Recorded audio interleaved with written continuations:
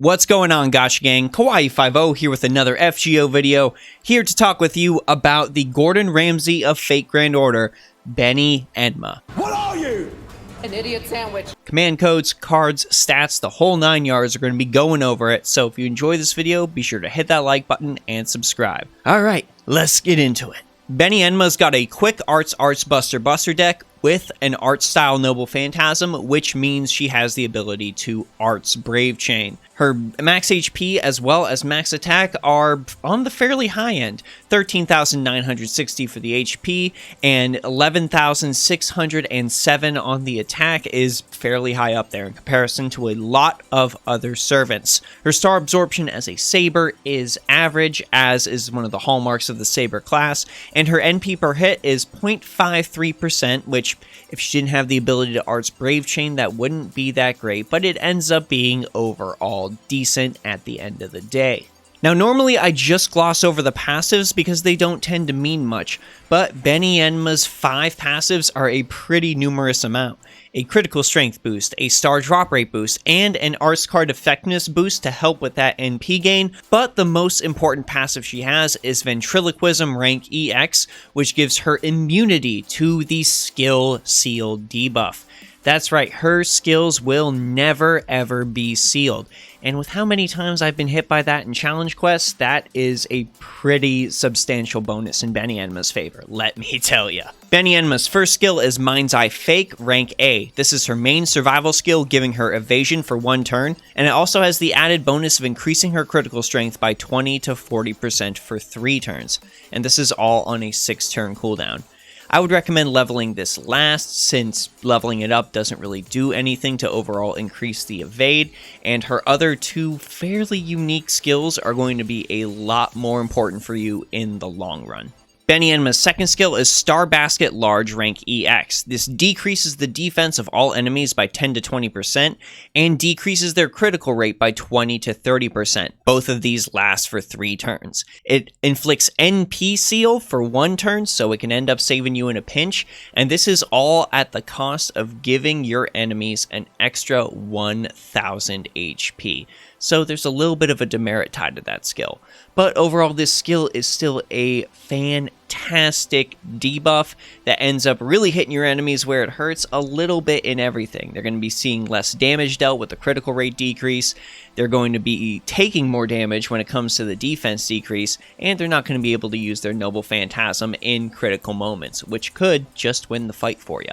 You should definitely max Beni-Enma's second skill second, but the skill you want to max first is her third, and that is Star Basket Small rank EX. This increases the attack of all your allies by 10 to 20% for 3 turns, grants them buff removal resist for 1 turn, raises their Noble Phantasm gauge by 10 to 20%, and also recovers all of their HP by 1,000. This, just like her other Star Basket skill, comes at the cost of giving all of your opponents an extra 1,000 HP. This ability, in the simplest terms, is a charisma taken to the next level.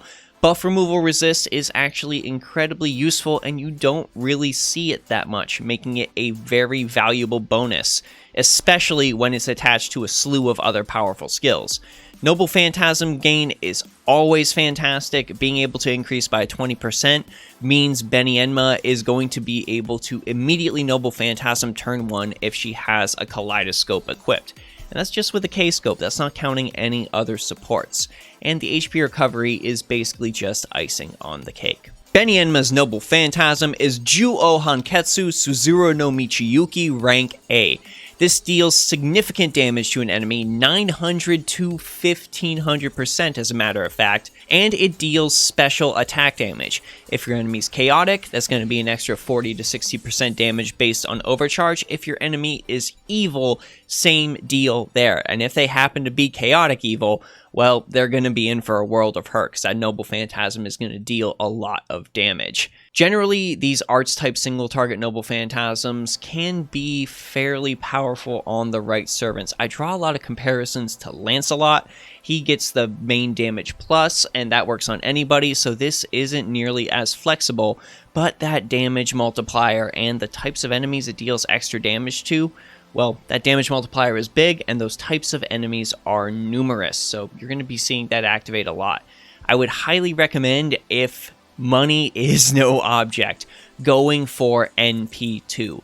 That 900 to 1200% increase is just way too juicy to pass up. When it comes to craft essences for Beni-Enma, arts card effectiveness and NP strength are key if you want her to be dealing the largest amount of damage. So for your freebie option, I've definitely got to recommend Royal Icing, a 10% arts card effectiveness boost, and NP strength plus 20%. There is something else I need to mention. With the Prisma Codes event coming back in early January, it is a perfect time for you to attempt to pick up a copy of Khaled Sapphire. This is a fantastic CE that grants you 15% arts card performance and NP damage plus 10%. This next one's looking pretty far into the future, but if you're playing on JP, maybe you haven't noticed this one yet. I definitely want to recommend Twinkle Star. This has arts card effectiveness and NP strength, but also grants you 3 critical stars every single turn.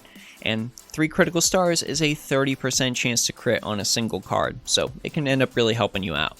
Finally, I definitely want to mention from Summer Festival, Emerald Float. Emerald Float, arts card effectiveness plus NP strength as well.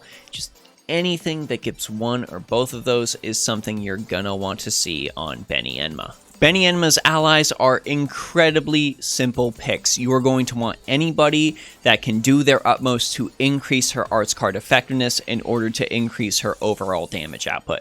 So, Tamamo no Mai, Caster Artoria if you were lucky enough to pull her on JP, Prince of Lonling for a very, very recent NA acquisition. Any character that gives you anything in the effect of an arts card effectiveness boost is going to be a prime candidate to pair Beni-Enma with. Beni-Enma's command code priorities are threefold. You want critical star absorption on any of her arts cards to make sure she's able to maximize her noble phantasm gain from those cards. Anything you can get in the vein of something like Immature Illusionary Command Seal, which is designed specifically for arts cards, is going to go a long way to ensuring she's able to use her noble phantasm as much as possible. When it comes to noble phantasm damage, I've definitely got to recommend Da Vinci-chan. This will grant her NP damage up by 15% for 1 turn when attacking using the engraved card. Yes, you have to use the card to attack first, but if you go ahead and throw this on one of Beni-Enma's Buster cards, you can use that before the Noble Phantasm, and then whatever third card follows your Noble Phantasm is going to get a damage boost from the first Buster card. I promise the damage trade-off ends up being worth it. 15% NP damage is pretty substantial. And finally, I'd like to recommend Good Wife Wise Fox for Beni-Enma. See, part of the reason I recommend this is because her small basket skill ends up recovering some of your party's HP. If you end up using the card that Good Wife Wise Fox is attached to on the turn before you use her healing skill, well, that is going to get you a little more HP out of that. This ends up giving Beni-Enma a little bit extra longevity when it comes to long, drawn-out fights in the form of challenge quests or huge boss battles. I gotta say, gang, Beni-Enma is an excellent single-target SSR saber given to us at a time where our pickings in that category are pretty slim. Either the options are limited or the options overall just aren't very, very powerful in comparison. Sorry, Sigurd, you're going to need a little bit more time to shine. Beni-Enma's kit is overall fairly well varied and offers a lot to your entire team and herself as well. Some people might scoff at the fact that every 6 turns, if you've got her skills at 10-10-10, you're giving your enemies 2,000 HP. But let me tell you, gang, I've been playing and following FGO for a very, very long time, and 2,000 HP is not even close to a huge demerit. 2,000 HP is something your servants are going to be able to evaporate at the drop of a hat, especially at level 90. So it ends up being a trade-off that is well worth all the buffs your team will get and all the demerits your opponents will get. On top of that, the fact that Beni-Enma has a survivability skill has never hurt any servant at all, and it gives her some prolonged longevity in a bunch of fights. Sure hit and pierce invincibility will go right through it, but more often than not, your survival skill is going to help you out. And having a noble phantasm that ends up dealing extra damage to enemies we end up fighting a lot, That's good. That's really good. I am very, very pleased with Beni-Enma. But I want to know what you all think, so go ahead and let me know your thoughts on Beni-Enma down in the comments section below. Let me know if there are any preferred craft essences you like to put on her. Let me know if there are any other allies you might want to pair her with. Command codes. If you're watching this video after she has come out for FGO New Year's, well, go ahead and let me know if you pulled her. I always like celebrating everybody's great gacha rolls with the community. This is Kawaii50, hoping you have a phenomenal 2021, and I'll see you all in the next video.